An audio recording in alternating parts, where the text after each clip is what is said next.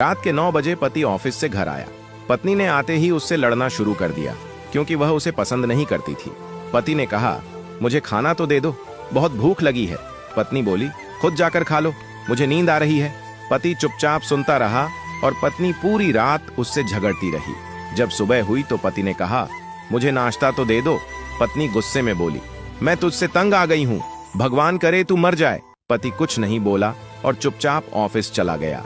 दोपहर में पत्नी अपने बच्चों को स्कूल से लेकर घर वापस आ ही रही थी तो उसने देखा घर के सामने भीड़ लगी हुई है।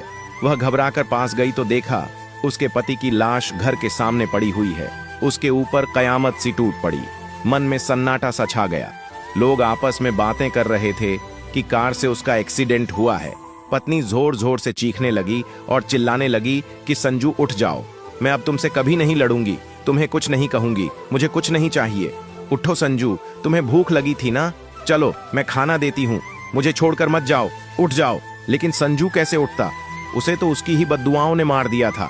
संजू के जाने के बाद पत्नी को दुनिया का असली रंग नजर आने लगा। रिश्ते बदलते दिखने लगे, उसके अपने मुंह मोड़ने लगे, लोग उसे गंदी नजरों से देखने लगे। कुछ ही दिनों में उसका घर भी उससे छीन लिया गया।